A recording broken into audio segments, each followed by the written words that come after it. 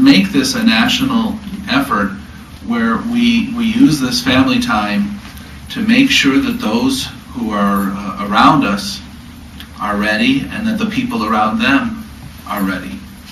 And we have incredible efforts here among the panelists who have resources that, even if your abuela is in a distant city, you can go to HITN and they'll help find somebody to help, but we've got to be able to be a community.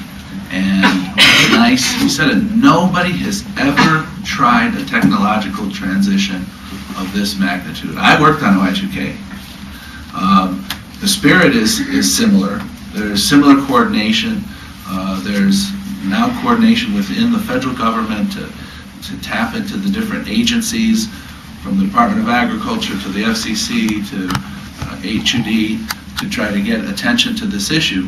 But unlike Y2K, this is on the streets kind of house by house matter that we all have to take responsibility for. And I think that there are the resources here in this room to get the job done, but we have to work together. I'm sorry, just really quickly, I know you asked about the Capps-Rockefeller legislation, and as you know, it passed by unanimous consent in the Senate last week, and it also passed in the House several weeks ago.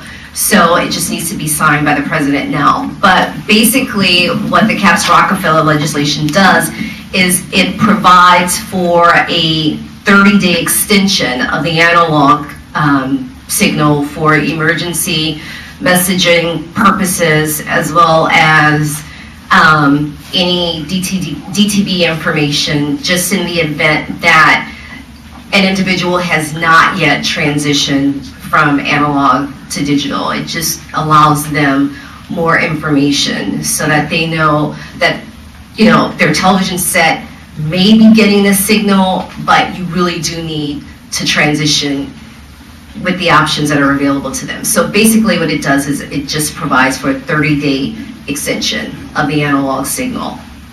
It allows broadcasters to do it, or does it? Correct. So broadcasters, I don't know if it's part of the industry, they can opt in to do this? Well, it's a voluntary thing, but what's important to note here is that the NAB is very supportive of it. I wanted to echo the sentiments of collaboration. HITN is a non-commercial national broadcast, but we're collaborating with Telemundo, who is promoting our workshops. We're also collaborating with Univision.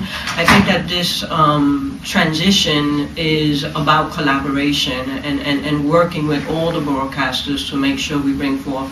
We have a lot of different partners. There isn't enough time here to go into that, but we're also working with LISTA, which is the Latino Information Science Technology Association, which are providing tech professionals to schedule appointments for those at the community-based organizations who need to go into the homes to help them.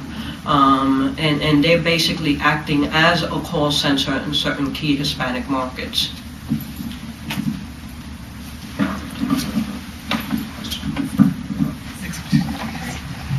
Hi, my name is Tom Elliott.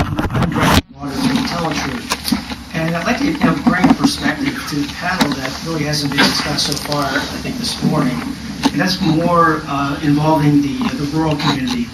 We spent a considerable amount of time in Hunterdon County, New Jersey. We actually did a test drive. We took a converter box and took it out to households to actually test it in a real-world environment.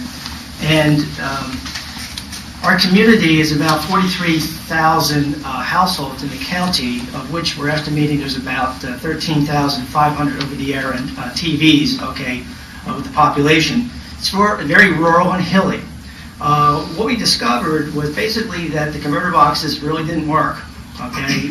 We did, we did 29 test drives in different locations around the county, and we agree that more needs to be done.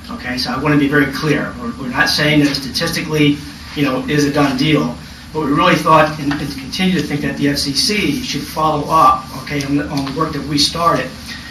But some of the issues that came out of this were kind of disheartening, and I'd be curious. I'm just going to throw this out to the group, and whoever wants to answer or respond, that'd be great. We had